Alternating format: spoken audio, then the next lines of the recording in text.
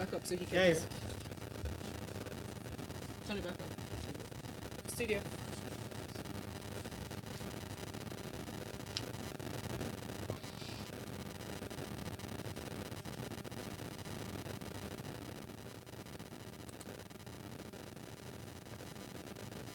And a good morning to you once more, Lagos. You are tuned in and listening to Smooth Breakfast on Smooth 98.1. Welcome inside of Freshly Pressed. It is 7:30 today, Tuesday, the 7th of August, and we are excited to go through the national stories for this morning.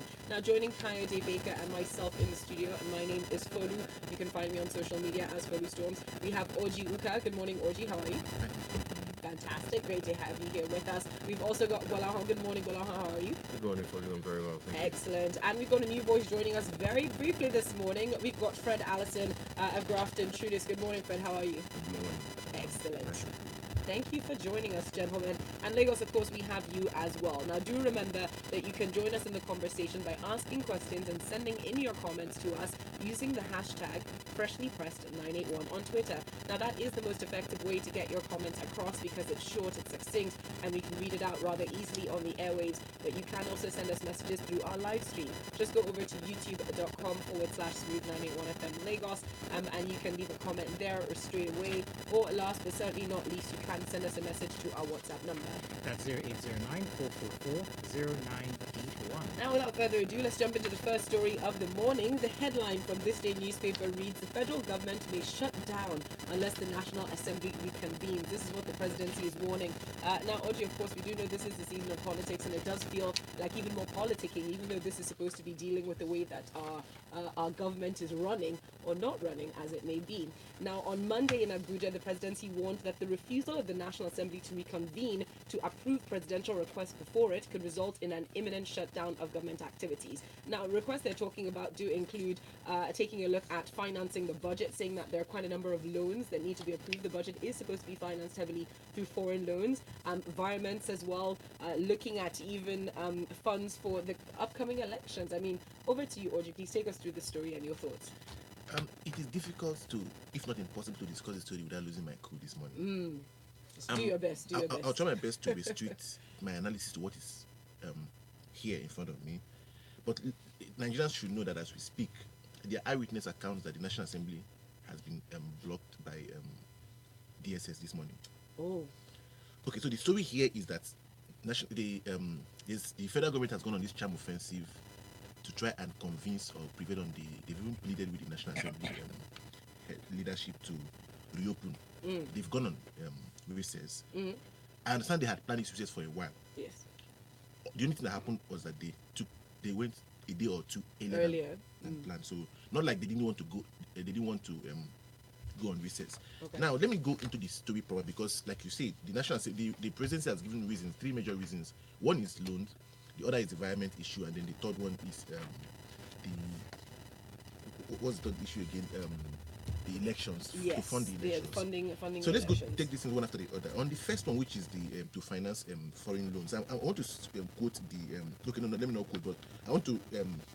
There's a story here from the from Senator Itayenan, who is the senior special assistant to the President of National Assembly Matters, who is supposed to be the liaison between the national executive and legislative arm of government.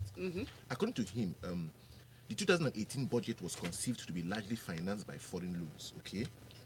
Now, the exact amount to be borrowed was not clearly stated as stipulated by the extant law. Yes. In other words, the presidency knew that they ought to have included the specific details. This is from them themselves. This is what we call admission against interest. So you knew that in sending the request for the budget to the National Assembly, you should have given them details of how much you wanted to borrow. You did not add it. So you breached the provisions of the law. And then you now want to turn around and blame the National Assembly for going on recess. That's the first one. The second one is the issue of violence. You see, they've been doing this violence for a long time. It happened last year. Yes. According to them, the National Assembly inserted some, deleted some of the line budgets, what wanted to budget for, items, and line items. So they had an agreement. They had an agreement to go on violence. This was last year. Yes. The acting president, then, who is in fact the acting president again now, threatened to go to court to resolve the issue of whether the National Assembly can alter the budget to in the extent such a of way. what, but nothing happened. So immediately after a month or two, they moved on. They've come back again this year. So if they don't have if they are cowards and they can't do the right thing, they should stop blaming, looking for who to blame. issue is the election. That's the one that annoys me the most. You knew elections would take place in 2019, at least 4 years ago. In fact, since 1999, we've always known that every 4 years we're going to have elections. So you've passed 3 budgets, signed them into law. You didn't think that it was necessary for you to put the funding for the budget for the elections in the budget. You had to wait for the supplementary bill.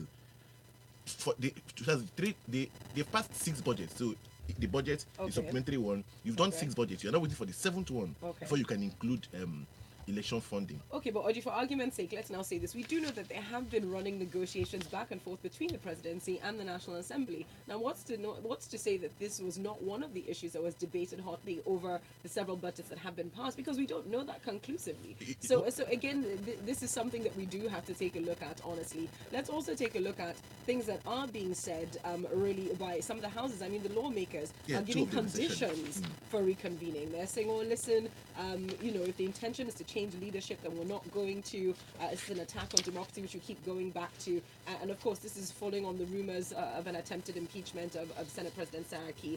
And I mean, it's very clearly politics. I mean, what are your comments on that? That is, you see, like I said, I tried to restrict my analysis to what is here. So I don't want to go to speculation. Okay. But we all know that the reason why they want to reopen National Assembly is because they want to effect an illegal change of the National Assembly leadership. Look at what 2 of the senators here say. No, you believe. You don't know. Oh, no, I'm my word that you've heard for the end of today. 2 of them, Senator Itain again, after talking about the need for them to reopen, to pass the budget and all of that, he's now went to hear that the leader of the Senate has that there are 53 members of the from PDP from APC. Sorry, but so that we've harvested more. You use the word harvested. We've harvested more people from PDP and other political parties. The who again now the another senator also said that's Senator Lawan, who is tipped to be the new Senate president. After talking about the need for them to also come back because they will shut down the government if they don't come back, he went ahead to stay again that they are in majority. So this is what this thing is all about. It is the issue of who is the majority, the issue of change of leadership of National Assembly that this is about, and nothing more. The conditions the people have given for reopening it is if they would. Let me. Well, I just wanted to add briefly that I think the situation at the moment now is that there's a lot of confusion about who is the majority in the House at the moment now. Because currently what's going on now is that the PDP is actually 52 in numbers, and we have the APC who's currently at 50. Now we also have 2 dead senators at the moment. So we have Bauchi and I believe Castina as well too, that is actually up for re-election in the senatorial districts as well too. So there's a bit of a confusion there. It's absolutely. a tug of war. It's interesting. To see what side we're going to end up on. I see people are tweeting at us, or Sazamozu are sending photos of what Cheta has put up out there with the DSS camped outside the National Assembly. So as Orji has correctly predicted, by the end of the day we'll know exactly what's what. But let's keep it moving though. Up next, let's talk about this story from the Punch newspaper. It's a new power policy. It'll raise the tariff by 14%, says the Discos. Now this is talking about how in July of this year, the Minister of Power Works and Housing, Babatunde Fashola, said that in order to accelerate power supply to the industries and heavy consumers, that the federal government had introduced an eligible customer policy. Now this policy is to enable heavy consumers using at least 2 megawatts of electricity to invest in the provision of the equipment and power directly from generating companies. Now what this does is it removes customers from the Discos, and the Discos are saying, well, a lot of the average consumers' fees are heavily subsidized by this. So if you remove our heavy consumers, then what's going to happen is we have to raise these tariffs by at least 14%. Gbolahan, please take us through this. Well, you know the common saying anyway, when 2 elephants fight, the grass always suffers. And at the end of the day, the consumers always have to bear the brunt of it, and we always have to pay the bills. And that's what is currently going on at the moment now. We're having this situation where the Discos are actually saying, we don't mind if you go ahead and increase and allow, the heavy consumers actually to get direct power. But at the end of the day, the people that will suffer are the masses and the little people. And you know what happens anyway, of course. So, there's a lot of back and forth going on at the moment now with the power situation. And we all know actually that currently there should actually be a price increase? Absolutely, because this is the question I was going to ask, right? The average consumer is subsidizing so heavily anyways with diesel costs, with petrol costs, for generators. And when we look at what's in here, what we're paying, what about 40 naira per kilowatt, really an increase of 14%. I mean, is that going to break the bank if it means that you're getting more regular power supply, which means perhaps you're spending less on diesel and petrol? Because I know that when people hear increase, the average Nigerian's mind just gets, we're horrified. Just know we're paying too much anyways. But are we really paying too much for power? Well, I don't think so. I think if you look at the global standard, and even generally across, Africa anyway, we're not paying too much for power. It's been said that we subsidize power quite a lot of times. And that's the problem that we have. This is actually a political move anyway. Of course, the government wouldn't actually want to increase the tariff at this current time, going into an election season as well, too. So they're very, very careful. They've been stalling on it for a while because we have been talking about a tariff increase for a long time. Well, we have been, but, who knows? When is the tariff going to go up? We don't know, right? We're still waiting to see. And question, do you think that they're also going to insist on this meter everybody first before you increase the tariff, which is another conversation, another thread that we've been, playing around with? Well, the challenge with that as well, too, is the situation that the discos are actually currently facing. The industry is heavily regulated. What the situation is that there's a cap on the expenditure that each discos are allowed to spend. And if you're going to have to meter everyone, it costs a lot of money to meter. Okay. By the time they end up metering everyone, then obviously they'll be exceeding the cap that they're meant to be spending. So, it's very tricky at the moment. All right. Well, thank you very much for that, Gbolahan. Orji, just thinking there, how do you feel about paying more for your power? It's the same thing I said about fuel a while ago. If you are certain of the availability, if you have 24-hour power, if you are certain you're going to have no it, one is certain. that's a problem. So there's a possibility that you can increase, you pay, and you see they don't have power. That is what I always have a problem with. Okay. And they should ensure that people have this meter first. Yeah. Because it's simple. Somebody will just wake up tomorrow and come and ask you to pay 5,000 naira today, 20,000 naira tomorrow. And you're not going to start begging, and you end up paying 10 because we Nigerians take anything. All right, thank you very much for such sobering words. Speaking of sobering, though, let's go over and look at this. 4 weeks after NYSC keep mum on Kemi Adeosun's certificate scandal, we've taken this one from the Premium Times because they say the average cycle of news in Nigeria is 2 weeks, but we've lasted 4 weeks at least. 4 weeks after the management of NYSC promised to investigate the certificate scandal involving the Minister of Finance Kemi Adeosun, the core have continued to ignore Nigerians. We've still heard nothing. We still know nothing. Orji, what are your thoughts on this? I'll just say kudos to Premium Times for this. 2 reasons. One, for keeping it up, like you said, the average news is acceptable 2 weeks. This has been 4, but the reason it's been 4 weeks is because Premium Times, after breaking the story, put their reputation on the line. So they have a responsibility to ensure that, look, this thing must come to a head one way or the other. Tell us. That is the only reason why they have insisted on it. Otherwise, maybe they themselves would have moved on. But for the story proper, I'm not surprised. Okay. So the approach of the federal government on the presidency on this issue has been, we know Nigerians. See, after a while they'll forget. There are other scandals that we've forgotten. That's their approach. NYC on their part, because it's like good cop, bad cop. So what NYC did here was to say, this classic Nigerian civil service approach. We're working on it. Now, a recap for our listeners, just in case you've forgotten exactly what happened. Premium Times broke a story saying that Kemi Adeosun, Minister of Finance, had a fake certificate of exemption from NYSC. Now, NYSC came out to say, well, she did apply for a certificate. They haven't commented on this certificate being fake or otherwise, which almost seems to be the issue, whether they did in fact provide an exemption for her, even though there was a clear ineligibility for that exemption. She should not have been given an exemption. So that's kind of what we're looking at now. Is NYC going to say that, okay, somebody gave her but gave her wrongly? Is it a fake certificate? We don't know. No one has said anything. Gbolahan, you want to comment? Well, I just wanted to say, I think I read it somewhere that she actually came out and said that she was actually, the certificate was actually gotten on her behalf by somebody else. No, she has not officially made any comments. She's been completely silent. Completely silent, and she's also off social media. Like I said, what somebody has happened called it an undignified silence. What has happened in this case is that the federal government has pushed it to NYSC to say, not do anything until NYSC responds. NYSC themselves, they don't want to respond. They've come out because people were putting them under pressure to say what said that yes, she applied. Although someone from NYSC also said that that's not the procedure, but let's take it that she applied. So the question is, which is the major issue? Was she issued a certificate by NYSC or not?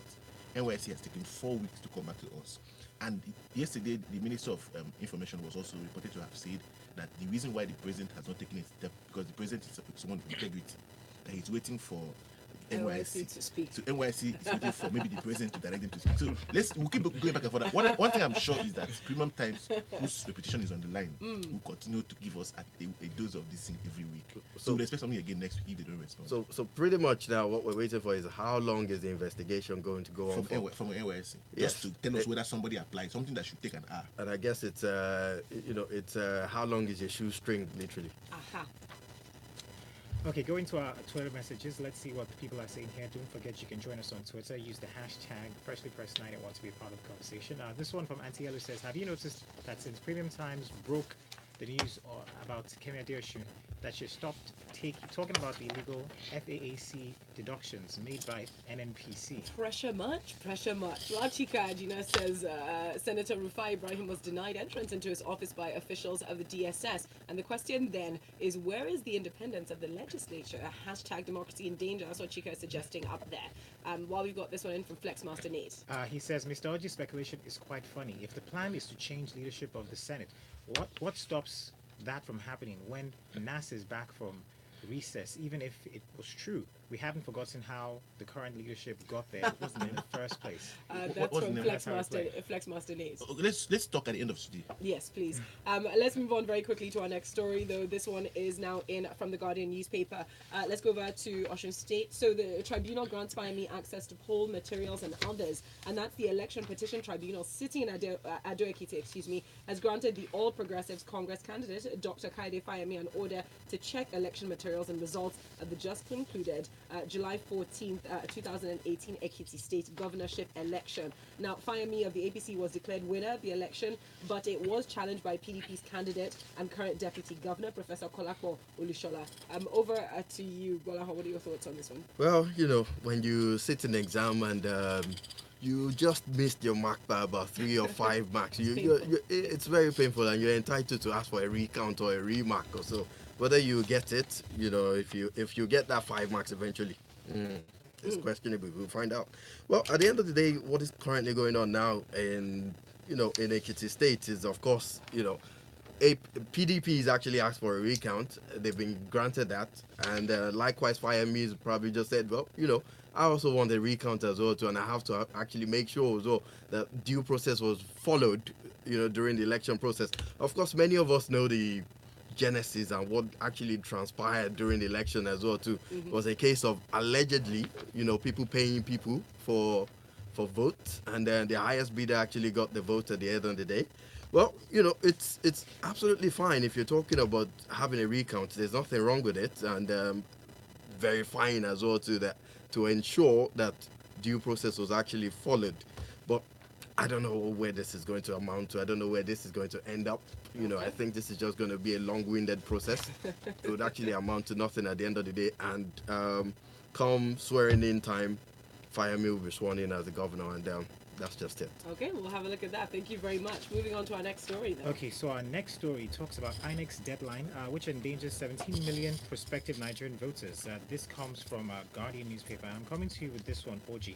Now, with less than 200 days to the February 2019 general elections, stakeholders have expressed worries over the Independent National Electoral Commission's deadline of August 17 to end continuous voters registration exercise.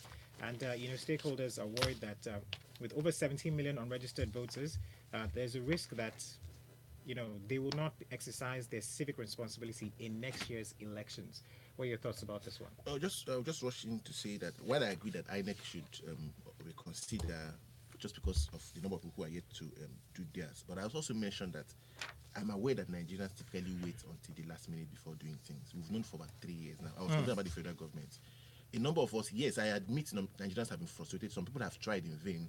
I also understand that some INEC officials have made it difficult for people to register. But Nigerians generally wait until the last minute before taking decisions of this nature. So you And think that is that the hardline stance that INEC No, is I'm taking, saying you they think should it's good? reconsider, but Nigerians should also not always wait until they extend it. I have many examples. I once had a dean who was supposed to send our name to law school. He said, "I don't worry, not in a hurry, because I know that they will always extend it." That is always our approach. You want to say something? Yeah, so besides the fact that we wait till last minute, when you look at the numbers, 17 million is going with the history of how many voters we've had, like about 60 million. That's about 25%. That's a lot, you know. And then I just saw that there's the act. There's supposed to be an electoral act in 2010 that says that INEC is not supposed to stop this registration 60 days to the election. Okay. You know, so there's like contention on like what exactly is this? Is there Whether to extend, whether not to yeah, extend. Yeah.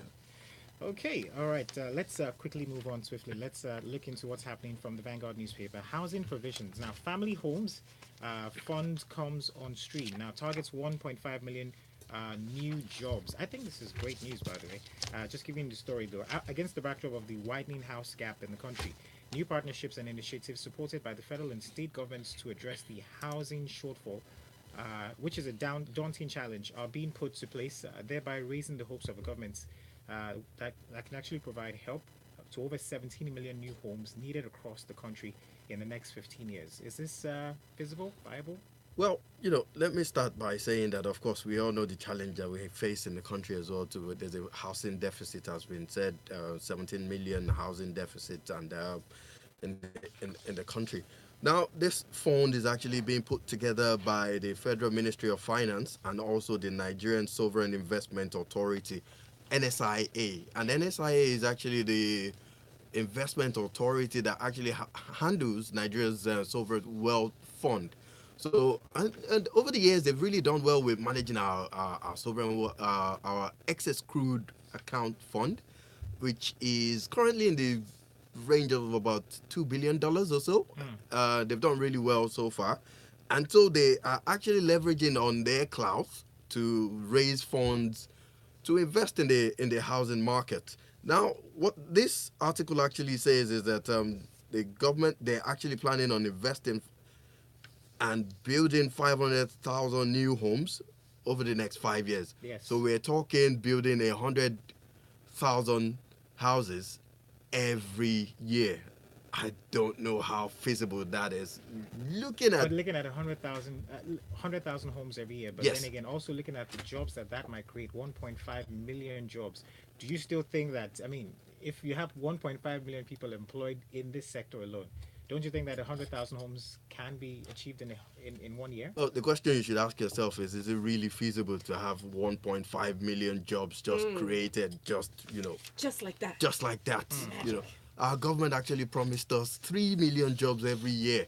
We're yet to see them create 500,000 or so. So I think jobs it's come from it's not feasible. I think it's just wishful thinking, I would say. All right, Lagos. Let's get back into some of the messages here still. Don't forget you can be a part of our conversation on WhatsApp, 0809-444-0981 on WhatsApp. Indeed, Walter from Igondo sends in this one saying, please, why all this frequent recess by the National Assembly? Is that what they were voted into power politics for, or not politics? Listen, let the right thing be done. If they want to effect change in the National Assembly, then so be it. While Moje from Apapa says, how long will it take Arab to stand by their threat of taking Adeosun to court? This is the usual bad behavior of public officers in this country. Fake certificates everywhere. I'm pretty sure Serap are probably in the process of that. Don't worry, those guys don't waste time. While Tanya from Yaba says, did I hear someone say that someone applied for NYSC on behalf of Auntie Kemi A? So NYSC can be applied for and obtained by proxy? Interesting. Concerned Nigerians and foreign investors. Welcome to Nigeria. While Yinka from WhatsApp on WhatsApp says 500,000 homes is very feasible if and only if they are serious. So let's hope that they don't share the whole thing between themselves. Says CS for these messages can be so dramatic. Is it not best for the drama? Let's carry on. Okay, this one here says federal government may begin 2018 capital releases this week, and this comes from ThisDay newspaper. Now, about 2 months after President Muhammadu Buhari assented to the Appropriation Act, the federal government may begin the release of funds for the implementation of the capital component of the 9.12 trillion 2018 budget this week. Orji, your thoughts on this one? My first problem is the fact that it says the federal government may begin. So not that so it's not certain that they will begin the release of funds to implement the capital component of the budget. You see, this is the same thing I've been talking about. Now, last year, we had a budget of 2.36 trillion for capital expenditures, out of which about 1.3 was released. As of December, if you remember, we were analyzing here where the Minister Adeosun was still talking about releasing funds in December, and we were wondering who is going to be around to execute it, because typically they would have shut down for the year. So this year, okay, now the excuse they've given for this year is that this dispute that they had between the FAAC regarding remittances by the NNPC. Yes. That is the reason why they've delayed in releasing the capital component part of the budget. But so there's hope that with the issue having been resolved now, they're going to do it. But ThisDay has done a good job by going further to tell us that, in fact, even last year, something similar happened. The acting president signed the budget on 12th of June. They didn't release the first capital budget on the part of the budget until the first tranche for the capital vote was released only in August. So again, we're in August. Budget was signed in 19th of June. We are still. This is August. We are still May. We are still planning to. There's still hope that they want to do it. And then for analysts, they have generally asked, is it even possible for, like what now, Moody's Investor Services Limited? See, when we have issues with foreign investors, it's because they those ones, it's their money, so they don't just make mistakes. They have to be careful, consider your environment before they invest or not. And what they're asking is, considering the fact that elections seasons are already upon us, we see what's happening with our politics now. How can they possibly implement this budget? The best thing for you to start as early as possible. They said they may start this week. Let us hope they start this week. Fingers crossed. All right, let's see where that leads us to. Our final story today is from also Premium Times. OAU speaks on withdrawal of law, dentistry accreditation. And I'm coming to you with this one, Gbolahan. It's also quite interesting. This one says the management of the Obafemi Awolowo University, Ile-Ife, has officially reacted to the withdrawal of accreditation of some of its courses by the National University Commission. Now, Premium Times earlier reported that the NUC has withdrawn the accreditation of law, dentistry, fine arts, botany, and family nutrition at the university, prompting JAM to ask aspirants to choose the school to change their course or institution. I don't know. This is. I'm just shaking my head in disbelief. When we're talking about OAU, a highly reputable university, one of the foremost universities that we have in Nigeria, and they're releasing a statement as this. I'll just read what the statement that was released to say. It says there are 106 programs in the university, of which the 5 mentioned above have issues with accreditation. Although all these programs usually had interim status during the last exercise, they were denied accreditation because of the existing NUC regulation. So basically what that meant is that, they had this issue previously when they did the last accreditation. They didn't actually rectify the problem. They didn't work on it. And now they've come back again, do the accreditation. And of course, what do you expect? You have to shut down the courses, especially dentistry. And, how bad can it really get as well too if courses such as fine art and botany are being shut down as well? These are not highly technical courses. I understand dentistry, but you're telling me fine art? What does that mean? And the question is, what then happens to the candidates, who applied to this? They start to look for other institutions, other courses, it causes... Absolutely. Yeah. It's unfortunate, and this is the situation. And the excuse as well too that the university is actually giving as well too is that there's so many other universities that have also not passed the accreditation. It's like point fingers at somebody. Yeah. They too. Also are in trouble. It's like coming 10th and saying, well, someone else also came 20th as well in school as well too. What an excuse. We'll discuss this in our office because we have a lot of OAU people there. So we'll discuss it again. 10 times. Thank you very much, gentlemen, for all of that. We'll round up with a few messages that have come through. This one is in from Chika Ajina, who up on Twitter, who says, before the certificate scandal of Adeosun, she would tweet an average of 53 tweets per month. Since NYSC scandal broke, Her Twitter account has gone comatose, he says. While up on WhatsApp, we've got this one in from Valentine from Sule, who says, Orji, your bias is glaring. But do know that the House actually went on recess a week earlier than scheduled, not just 2 days. I'm sure it was 2 days. So please don't try to justify legislative irresponsibility. Okay. But Valentine goes on to say, why can't Premium Times sue Kemi to court? Is anyone stopping them? Maybe their bank account is. You never know. Yinka says, shout out to those dreamers who are still there waiting for NYSC to respond with respect to Anti-Kemo. It's obvious that they have no idea the federal government still pays their salaries. And I wonder how we tend to act as if we don't know the NYSC stinks. How do we explain those that schooled in Lagos and yet serve in Lagos? And people like us end up in Zamfara? On that note, we are done. A massive thank you to our analysts for this morning, Orji Uka. A big thank you to Fred Alison for coming, and big thank you to Gbolahan as well. Please find them up on Twitter. We will be tweeting their handles, and we have done already. You can catch a replay of this morning's Freshly Pressed on our YouTube. Coming up next, you've got a special guest joining us on the grapevine. His name is Maestro. You definitely want to keep it locked for that and so much more on Smooth Breakfast. Thank you. Thank you very much, guys. Thank you. Interesting. Good job. Thank you very, very